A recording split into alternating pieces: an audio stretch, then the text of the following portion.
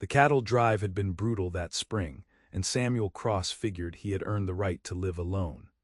At 25, he had already buried more friends than most men twice his age, lost his parents to cholera, and watched the frontier swallow good people whole.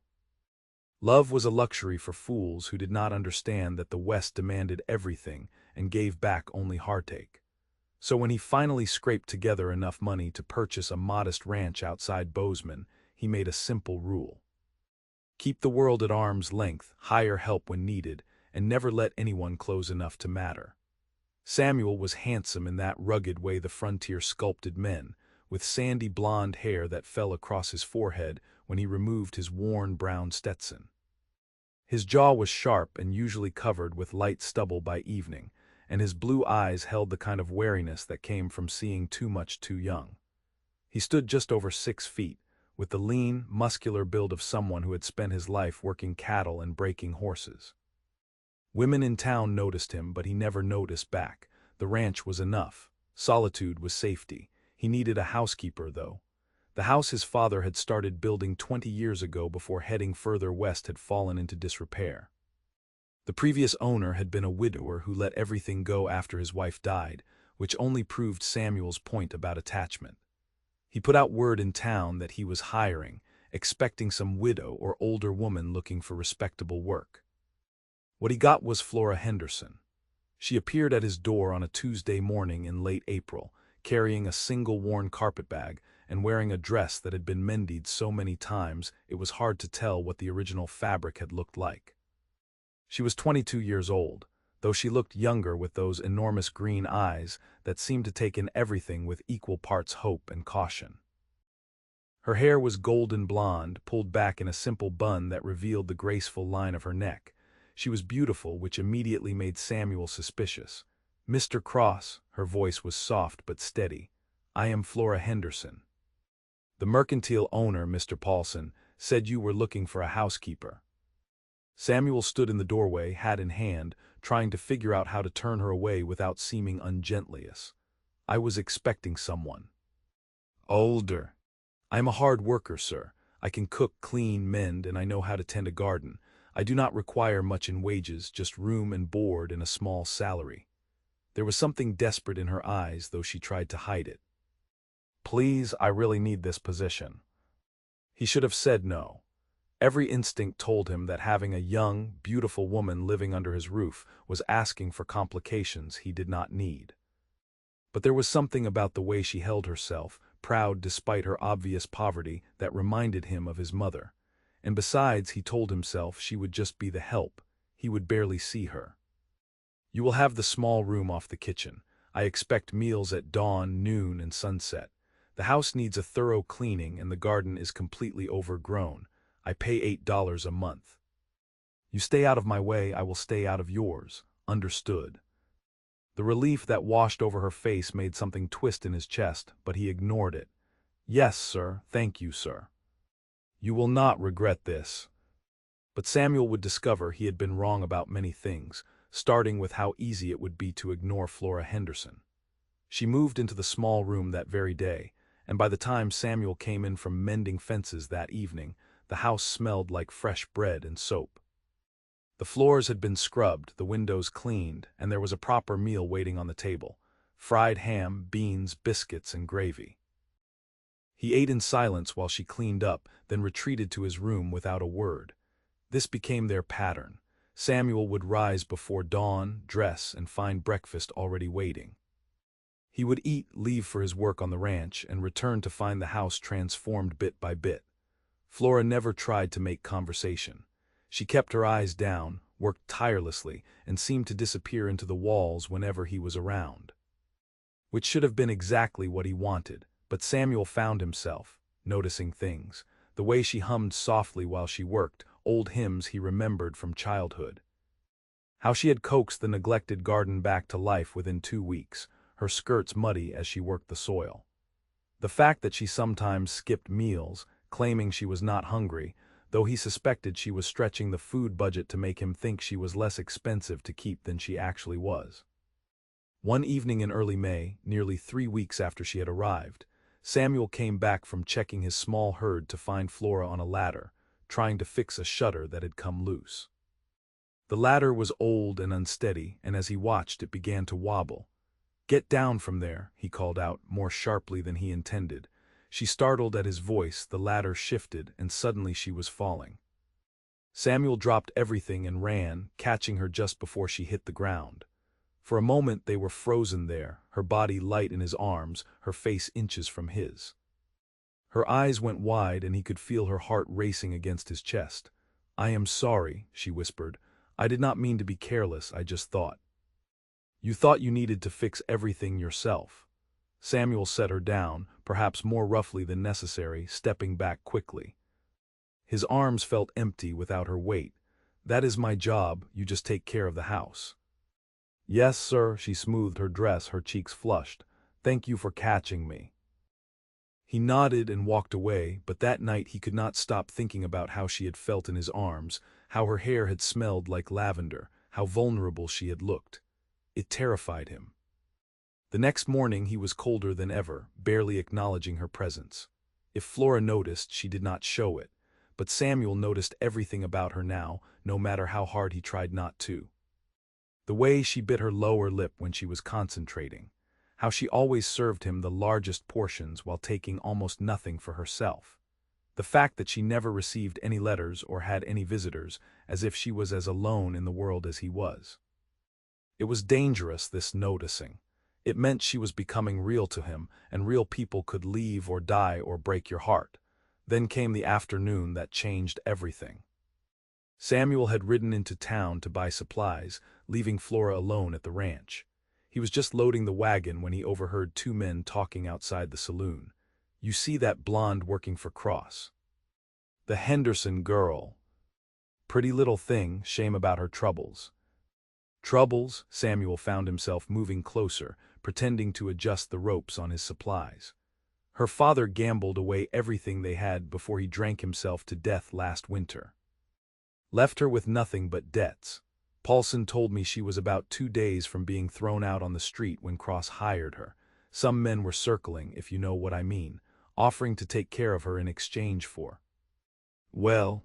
Samuel's hands tightened on the rope. She turned them down. "Everyone, proud girl, would rather starve than compromise herself. Can't decide if that is admirable or just foolish." Samuel finished loading in silence, but his mind was racing. Flora had not just needed the job. She had been desperate, possibly in danger, and she had never said a word. She just worked harder than anyone he had ever seen, asking for nothing, grateful for the bare minimum. When he got back to the ranch, he found her in the garden, pulling weeds in the late afternoon sun. Her face was flushed from the heat, and there was dirt on her cheek. She looked up when she heard his wagon and quickly stood, brushing off her skirts. "Mr. Cross, you are back early. I will get supper started right away." "Why did you not tell me?" The words came out before he could stop them. She froze. "Tell you what, sir?" "About your father. About your situation." The color drained from her face. "I do not know what you mean." "Flora," he removed his hat, running a hand through his hair. "I heard men talking in town. About your father's debts, about you being—" He could not finish the sentence. She turned away from him, her shoulders rigid. "It does not matter. I have a respectable position now. My past troubles are not your concern." "The hell they are not." He surprised himself with his vehemence. "You are living under my roof. If someone is going to come looking for you, looking to collect on those debts or worse, I need to know about it." "No one will come." Her voice was quiet but firm. "I have nothing left to take, and I have made it clear I will not. I will never." She took a shaky breath. "This position is everything to me, Mr. Cross. It is safety and respectability and a chance to rebuild my life. I will not jeopardize it by burdening you with my problems. I promise you I will earn my keep." Something cracked in Samuel's carefully maintained walls. She was just like him, he realized. Alone, afraid, trying to survive by keeping everyone at a distance. The difference was that she had not chosen solitude. It had been forced upon her. "You have already earned it 3 times over," he said quietly. "You work too hard, Flora. You do not eat enough. And you are trying to fix things that are not your responsibility to fix." She finally turned to look at him. those green eyes shimmering with unshed tears. I do not know how to do anything else, if I stop working, if I let myself think about everything I have lost. She trailed off, wrapping her arms around herself. Samuel took a step closer. You do not have to be afraid here. I know I have not been, I have kept my distance, but you are safe on this ranch, I give you my word. Why? She searched his face. Why would you care about the safety of a hired housekeeper? It was a fair question, and Samuel did not have a good answer. Or rather, he had an answer he was not ready to admit. Because, he said finally, no one deserves to live in fear, and because you make the best biscuits I have ever tasted. It was a weak attempt at lightening the moment, but it worked. Flora let out a surprised laugh, wiping quickly at her eyes. That is your reasoning, biscuits. Never underestimate the importance of good biscuits. She smiled then, a real smile that transformed her whole face, and Samuel felt something shift in his chest. This was dangerous, this was everything he had sworn to avoid, but as he watched her relax, watched the fear leave her eyes, he could not bring himself to rebuild his walls. Come on, he said, let us get supper started. And from now on you eat the same portions I do, that is an order. Yes, sir, she said, but there was warmth in her voice now, and when they walked back to the house together, it felt like something had changed between them. Over the following weeks, Samuel found excuses to spend more time around the house. He fixed that shutter Flora had been trying to repair, then found a dozen other things that suddenly needed his attention. He started taking his lunch at the house instead of out on the range. He asked Flora questions about her day, her life, her thoughts. She was hesitant at first, unused to being treated as anything more than a servant. But gradually, she began to open up. She told him about growing up in Ohio, about coming west with her parents full of dreams of a better life, about how her mother had died of pneumonia their first winter in Montana, and how her father had never recovered from the loss, about how she had watched him slowly destroy himself with gambling and alcohol, powerless to stop it. I was angry at him for so long, she admitted one evening as they sat on the porch after supper, watching the sun set over the mountains. Samuel had started inviting her to sit with him, telling himself it was just being decent to someone who worked so hard. But in the end, I just felt sorry for him. He loved my mother so much that he could not survive without her. That is not love, Samuel said, more harshly than he intended. That is weakness. Real strength is going on even when everything falls apart. Flora looked at him thoughtfully. Is that what you have been doing, going on alone? The question hit too close to home. It is safer that way. Safer for who? For everyone, he stood abruptly. I should check on the horses. He felt her watching him as he walked away, and he knew she saw through him. Somehow, this young woman who had every reason to be bitter and broken still believed in connection, in the possibility of something more than just survival.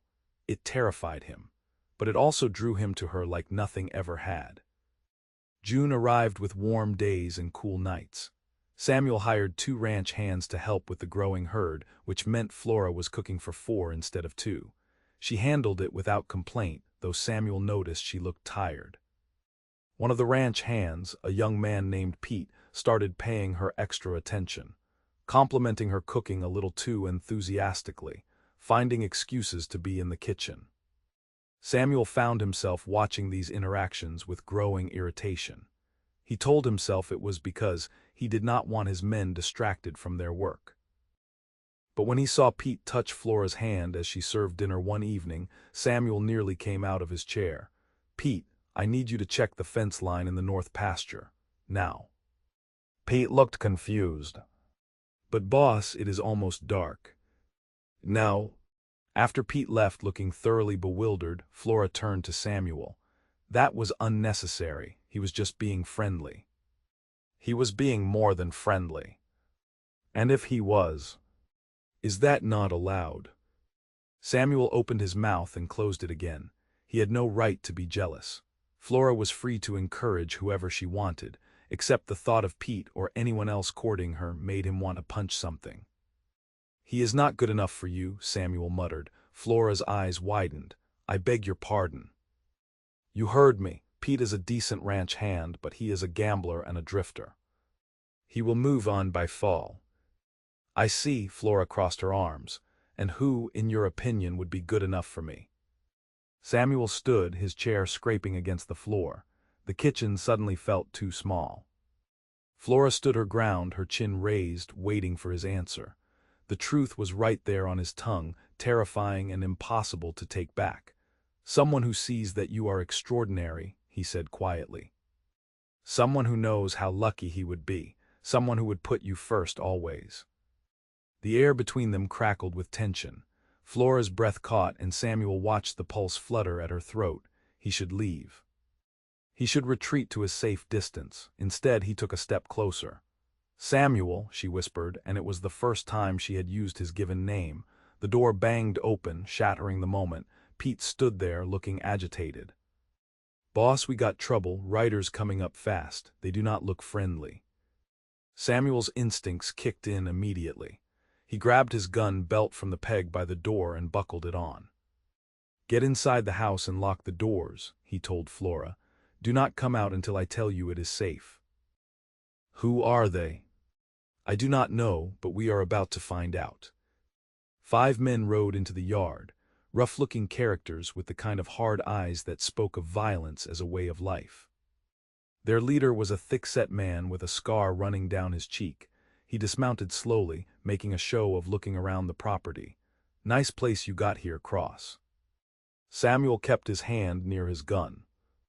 I do not recall giving you my name.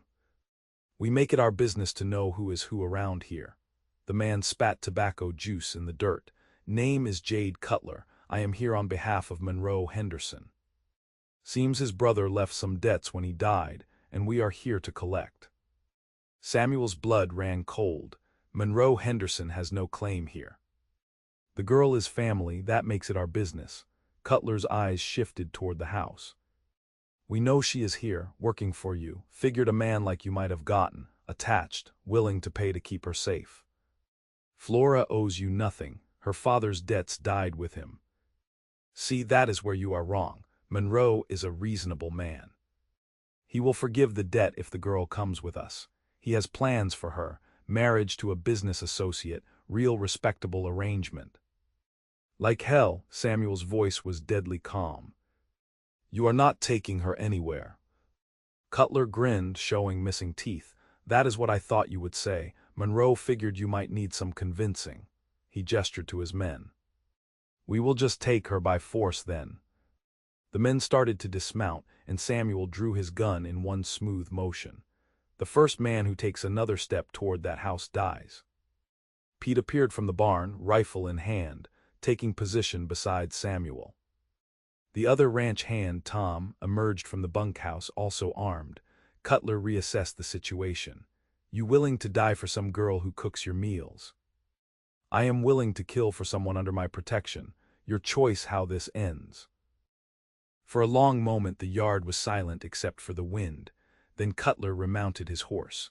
This is not over, Cross. Monroe does not give up easy. He will get what he is owed, one way or another. Tell Monroe that Flora Henderson is under my protection.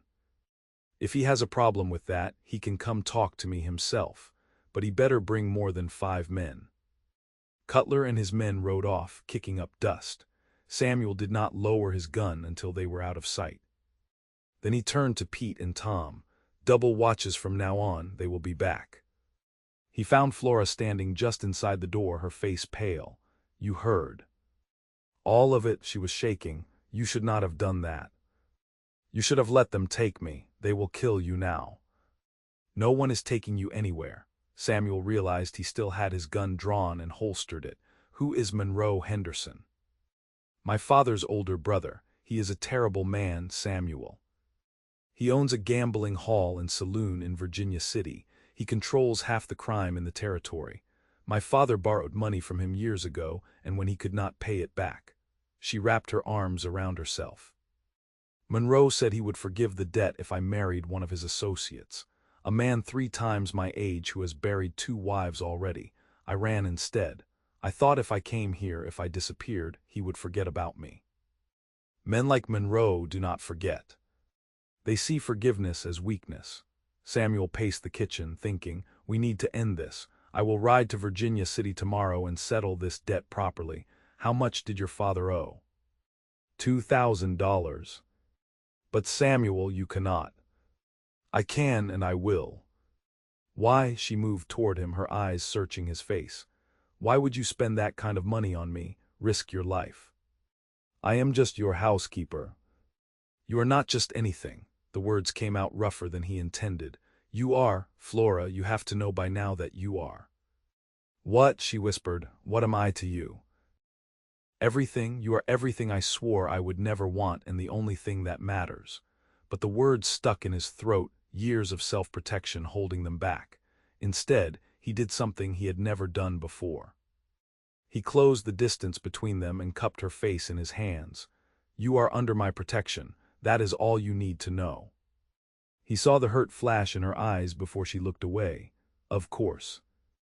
Thank you for your kindness, Mr. Cross. The return to formality was like a physical blow. Samuel dropped his hands and stepped back. Get some rest. We will figure this out in the morning.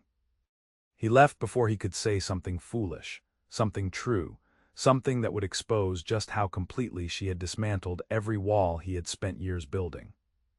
That night Samuel barely slept. He had $2,000 saved, the money he had been keeping to expand his herd. He would pay Flora's debt without hesitation, but money would not be enough. Men like Monroe Henderson did not operate on logic and fair dealing. They operated on power and intimidation. By morning, Samuel had a plan. It was risky, possibly suicidal, but it was the only way to ensure Flora's permanent safety. He would need help. He rode out at dawn, leaving Pete and Tom to guard the ranch and Flora. His first stop was the sheriff's office in Bozeman. Sheriff Dixon was a friend, one of the few men Samuel trusted. Monroe Henderson, Dixon shook his head. You are playing with fire, Samuel. I have no jurisdiction in Virginia City, and even if I did, Monroe has half the territorial government in his pocket. I am not asking you to arrest him. I am asking you to ride with me as a witness. I am going to pay Flora's debt publicly, in front of witnesses, and get a signed statement that the debt is settled.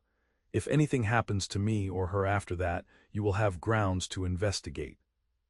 Dixon studied him. You care about this girl. I am protecting someone who cannot protect herself. That is not what I asked. Samuel met his friend's eyes. It does not matter what I feel. What matters is keeping her safe. Dixon sighed. You always were stubborn. All right, I will ride with you, but we take 2 deputies and we go in peacefully, no gunfight. Agreed. They rode into Virginia City 2 days later, 4 armed men with legal authority. Monroe Henderson's saloon was the largest building on the main street, a garish establishment called the Lucky Strike. Samuel walked in with the sheriff at his side, his senses alert for trouble. Monroe Henderson was exactly what Samuel expected, a heavy-set man in his 50s with cold eyes and soft hands that had never done honest work. He sat at a corner table like a king holding court, surrounded by rough men who watched Samuel with open hostility. Samuel Cross, Monroe did not stand. I heard you were interfering in family business. I am here to settle a debt. Samuel placed a bank draft on the table, $2,000. Payment in full for what your brother owed you. Monroe did not even glance at the draft. The debt is not yours to pay. Flora Henderson is in my employ. I am taking responsibility for her obligations. The girl is family. She comes with me. She is an adult who has made her choice. The debt is settled. Sheriff Dixon here is a witness. Samuel gestured to the lawman. You will sign a statement declaring the debt paid in full, and Flora Henderson will be released from any further obligation to you or your associates. Monroe's eyes narrowed. You are making a mistake, Cross. The only mistake would be walking out of here without that signed statement. The tension in the room was palpable. Monroe's men shifted, hands moving toward weapons. Dixon and his deputies spread out slightly, a subtle reminder that they were armed and authorized. Finally, Monroe laughed, a sound without humor. You are either brave or stupid. I cannot decide which. He pulled out a piece of paper and scrawled something on it, then signed with a flourish. There, debt paid, the girl is free. Samuel took the paper, read it carefully, then folded it into his pocket. Thank you. But Cross, Monroe leaned back in his chair. You just made an enemy, and I have a long memory. So do I. They left the saloon without incident, but Samuel did not relax until they were miles outside Virginia City. Dixon rode beside him, shaking his head. That was either the bravest or most foolish thing I have ever seen. You know he will come after you eventually. Let him try. At least Flora is legally free now. She must be something special for you to risk this much. Samuel did not answer. How could he explain that Flora had become the center of his world without even trying?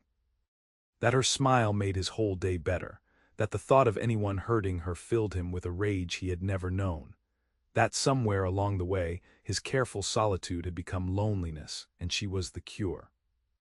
When he got back to the ranch 3 days after he had left, Flora ran out of the house before he had even dismounted. Thank God, Pete said you went to Virginia City, I thought. She stopped herself, pressing a hand to her mouth. I thought you were not coming back. I told you I would settle this. He pulled the signed statement from his pocket. You are free, Flora, the debt is paid. Monroe has no legal claim on you. She took the paper with shaking hands, reading it twice as if she could not believe it was real. You paid $2,000 for me. I paid $2,000 to ensure your safety and freedom. Samuel, I can never repay you. I am not asking you to. He dismounted, suddenly aware of how close they were standing. I just want you to be safe and happy. Why? Her voice broke. Why do you care so much? Because I love you, because you brought light into my dark world. Because the thought of losing you terrifies me more than anything ever has, but he still could not say it. Fear held the words captive, because it is the right thing to do. He saw her face fall, saw the hope die in her eyes, and hated himself for it. But this was better, he told himself. Safer. If he never admitted his feelings, she could never use them against him. She could never leave him devastated the way his parents' deaths had devastated him. Flora straightened her shoulders. Then I will work harder to prove myself worthy of your investment. I will. Flora, that is not what I meant. It is exactly what you meant. You have made it very clear that I am an obligation, a responsibility. Nothing more. She turned toward the house. If you will excuse me, I need to start supper. Samuel watched her go, every instinct screaming at him to call her back, to tell her the truth. But he let her walk away, and the distance between them felt like a canyon. July brought scorching heat and tension that had nothing to do with the weather. Flora was polite but distant.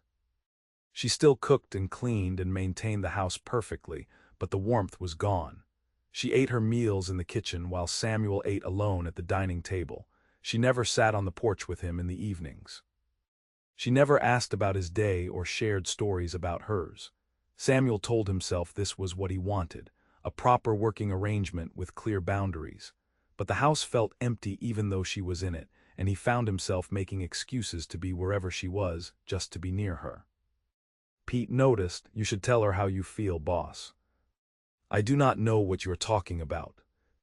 Yes, you do, we all see it, the way you watch her, the way you nearly took my head off when I showed her some attention. The fact that you rode into a den of criminals and paid a fortune for her freedom. Pete grinned. Just tell her you love her. It is not that simple. Sure it is. You say, Flora, I love you, 3 words, watch what happens. But it was not that simple. Love meant vulnerability. It meant giving someone the power to destroy you.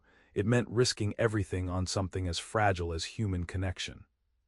One afternoon in late July, Samuel was working in the barn when he heard Flora scream. He ran toward the house, gun drawn, heart pounding. He burst through the door to find Flora backed into a corner of the kitchen, a rattlesnake coiled and ready to strike 3 feet away. Do not move, he said quietly. The snake's attention shifted to him, its rattle buzzing a warning. Samuel took careful aim and fired, the gunshot deafening in the enclosed space. The snake's head exploded, its body writhing. Samuel kicked it outside, then turned to Flora. She was shaking violently, her face white. It was under the sink. I reached down and... You are safe now. He crossed to her, unable to stop himself from pulling her into his arms. You are safe. She clung to him, her whole body trembling. Samuel held her tightly, one hand cradling the back of her head, murmuring reassurances. It felt right holding her. It felt like where she belonged. I was so scared, she whispered against his chest. I know, but you are all right.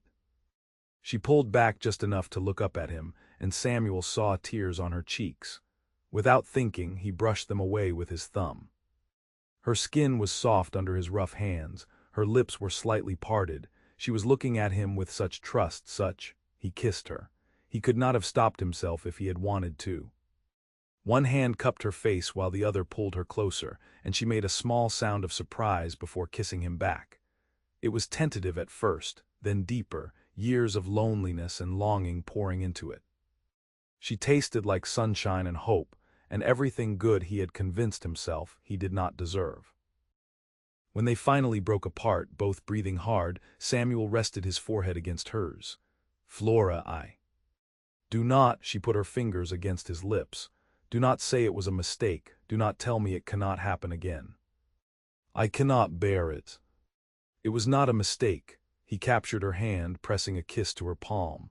God help me, it was the most right thing I have ever done. Then why? Her eyes searched his. Why do you keep pushing me away? Because everyone I have ever loved has left me. My parents, my friends, the West takes everything eventually. I thought if I never let anyone close, it could not hurt me anymore. Oh, Samuel, she touched his face gently. You are not protecting yourself, you are just lonely. I was lonely, he corrected. And then you arrived, and suddenly the house was not empty anymore. Suddenly I had a reason to come home. You made everything better without even trying, and it terrified me. It still terrifies me. I am scared too, she admitted.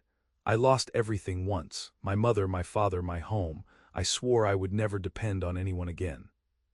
But then you kept being kind, kept protecting me, kept looking at me like... She trailed off, blushing. Like what? Like you are looking at me now, like I matter.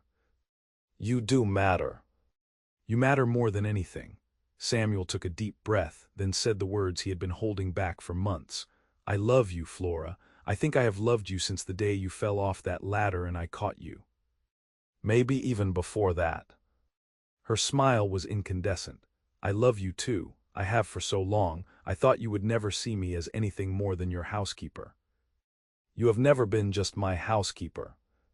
You are the woman who brought me back to life. He kissed her again, slower this time, savoring it. When they finally broke apart, Flora was laughing and crying at the same time. So what happens now? She asked. Now, Samuel brushed a strand of blonde hair from her face. Now I court you properly. I take you to town dances and church socials. I introduce you as he hesitated. Your what? My everything, he grinned, but also my intended if you will have me. Flora's eyes went wide. Samuel Cross, are you proposing? Not yet. When I propose, it will be proper with a ring and pretty words, but I am declaring my intentions. I want to marry you, Flora Henderson. I want you to be my wife, not my housekeeper. I want to build a life with you, have a family with you. I want to stop being so damned afraid and just love you the way you deserve. Yes, she said immediately, yes to all of it. They stood there in the kitchen, holding each other, and Samuel felt something he had not felt in years. Hope, real, genuine hope for a future that did not involve solitude and survival, but partnership and joy. The next few weeks were the happiest of Samuel's life. He courted Flora properly, taking her into town on Saturdays for dinner at the hotel restaurant. He bought her a new dress, pale green, that matched her eyes, and she looked so beautiful in it that he could barely form coherent sentences.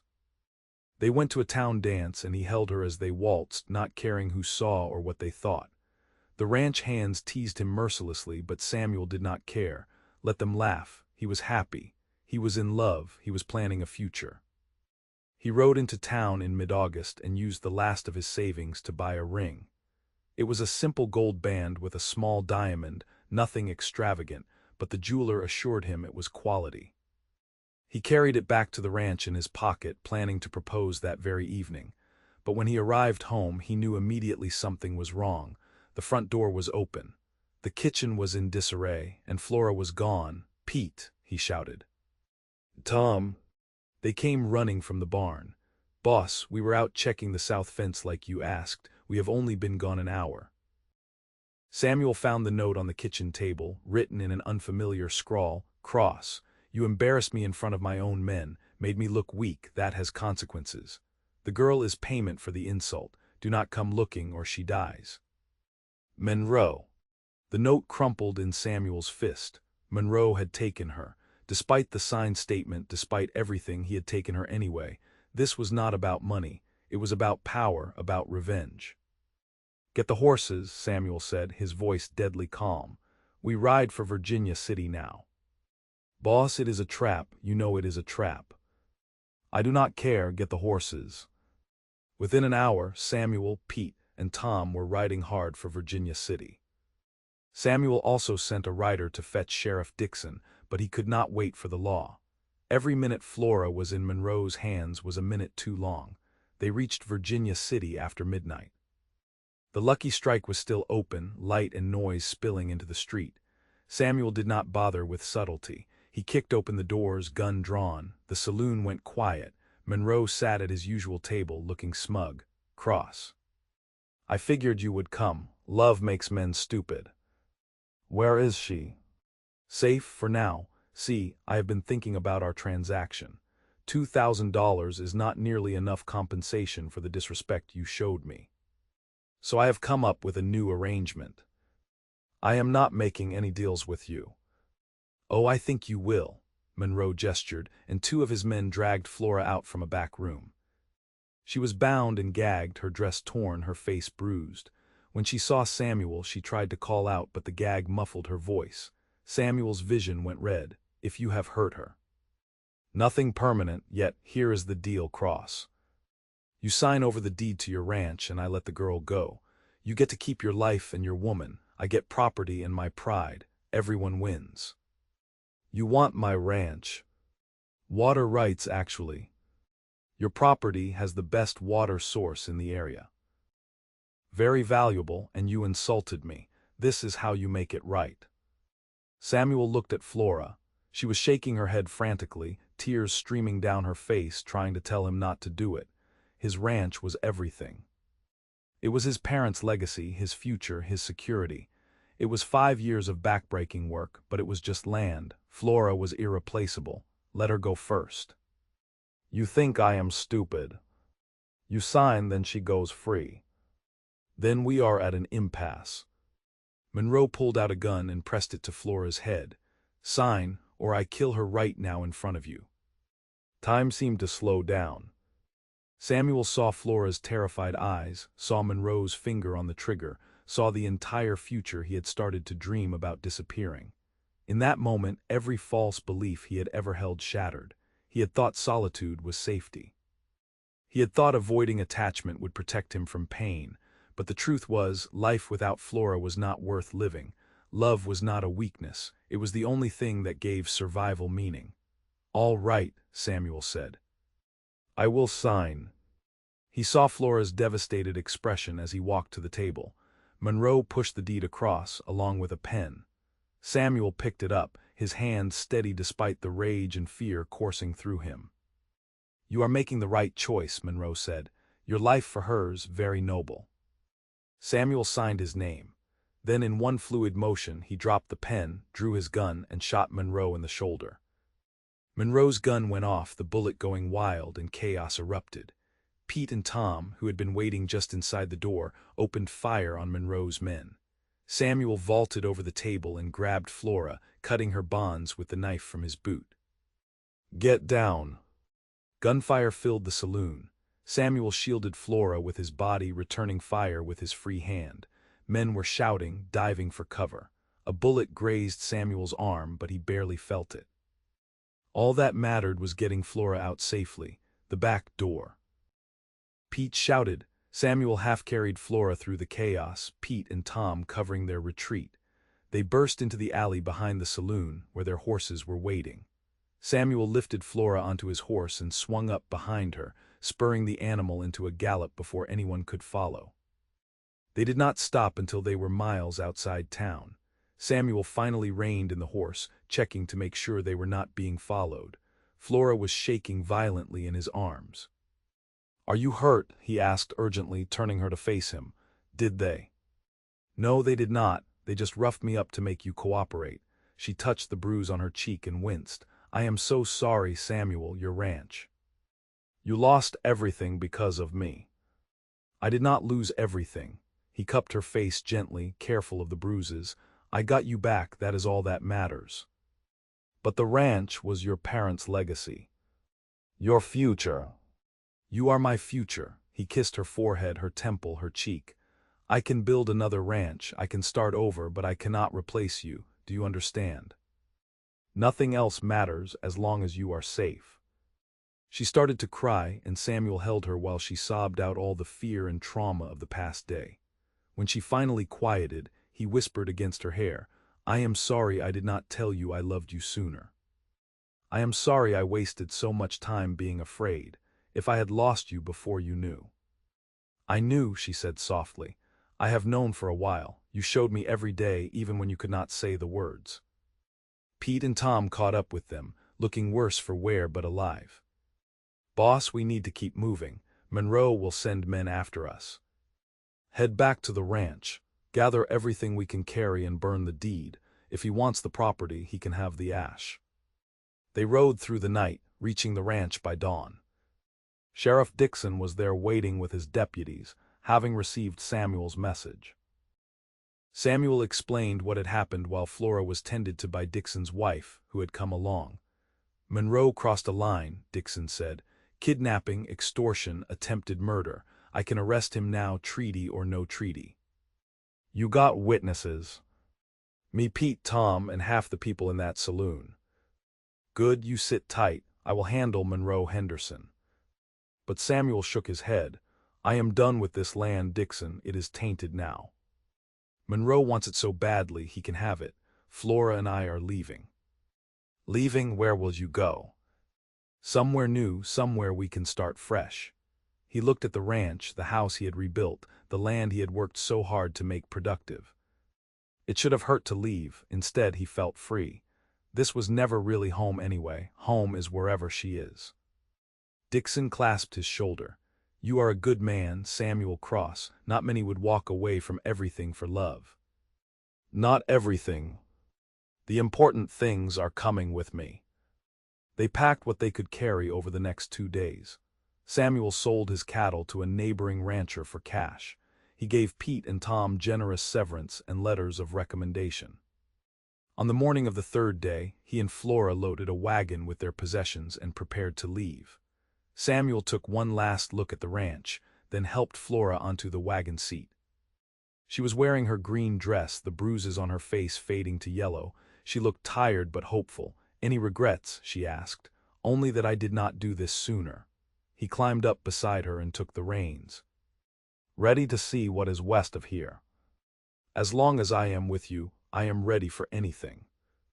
They traveled for 2 weeks, following the trails toward Oregon territory. They camped under the stars, and Samuel taught Flora how to shoot, how to build a fire, how to read the weather. She told him stories from her childhood, shared her dreams for the future. They talked about everything and nothing, making up for all the months they had wasted in silence. One evening, as they camped beside a creek, Samuel finally pulled out the ring he had been carrying since Virginia City.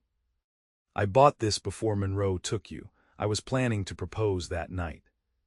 Flora's eyes filled with tears. "Samuel, I know this is not the life I promised. No ranch, no security, just a wagon and a prayer. But I love you more than I knew it was possible to love someone. Will you marry me anyway? Will you take a chance on a cowboy who has nothing but his heart to offer?" "You have everything I need." She held out her hand. "Yes. 1,000 times yes." He slipped the ring on her finger and it fit perfectly. Then he kissed her as the sun set behind the mountains, painting the sky gold and crimson. They found a small town in Oregon called Cedar Falls, nestled in a valley with good water and rich soil.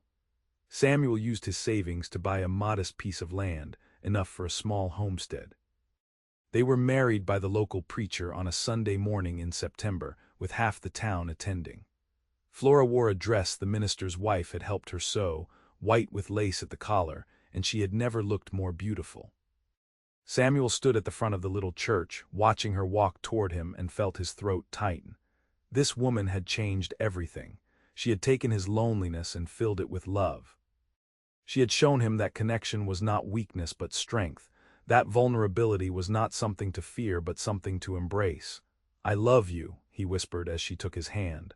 "I love you too," she whispered back. They said their vows with steady voices, promising to love and cherish in sickness and health, for richer or poorer. When the preacher pronounced them man and wife, Samuel kissed her thoroughly, not caring that the whole town was watching. She was his wife, his partner, his home. They spent the first year building their homestead together. Samuel worked odd jobs while they got the farm established, and Flora took in sewing to bring in extra money. It was hard work, but they did it together, and that made all the difference. In the evenings they would sit on their porch and watch the sunset, planning their future. "I want children," Flora said one night, her head resting on Samuel's shoulder. "At least 4. 4, he raised his eyebrows. "That is ambitious. I want a big family. I want our home to be full of laughter and love. I want to give our children everything I did not have." Samuel kissed the top of her head. "Then we will have 4 children, or however many you want, as long as they are half as wonderful as their mother." Their first child, a son they named James, was born the following spring. Samuel had never known fear like he felt during those long hours of labor, pacing outside while the midwife attended Flora. But when he finally heard his son's cry and was allowed inside, when he saw Flora holding their baby with tears of joy streaming down her face, he knew what true happiness was. "He is perfect," Flora whispered. "Look at him, Samuel. We made this perfect little person." Samuel touched his son's tiny hand, awed when the baby's fingers wrapped around his own. "He is amazing." "You are amazing." Over the next few years their family grew. Mary came next, then Thomas, and finally little Sarah. Their homestead prospered. Samuel built a larger house, added more land, established a small but successful cattle operation. Flora's garden was the envy of the town, and she taught the children to read and write at the kitchen table. Samuel never forgot where he came from, though. On quiet nights, he would tell his children stories about Montana, about the ranch he had given up, about the day he realized that love was more important than land or legacy. "So you gave up everything for Mama?" James asked when he was 10, listening with wide eyes. "Not everything. I gave up property, but I gained everything that mattered." Samuel looked across the room at Flora, who was rocking Sarah to sleep. She caught his eye and smiled, and even after 8 years of marriage his heart still skipped a beat. "Your mother taught me that home is not a place, it is the people you love." "That is so romantic," Mary said with a sigh. "It is the truth." Samuel pulled his daughter onto his lap. "Do not ever let anyone tell you that love is not worth fighting for. It is worth everything." Years passed, the children grew. James became a skilled rancher, taking over more and more of the operation. Mary married a schoolteacher and moved to Portland. Thomas studied law. Sarah showed promise as an artist. Samuel and Flora grew older together, their love deepening with each passing year. On their 25th wedding anniversary, Samuel took Flora back to the creek where he had proposed, now on their own property. "Do you ever regret it?" he asked, holding her hand as they sat on the bank. "Leaving Montana, all the trouble I brought into your life?" "Not for a single moment," Flora leaned against his shoulder. "You saved me, Samuel. Not just from Monroe, but from a life of fear and loneliness. You gave me love and family and purpose.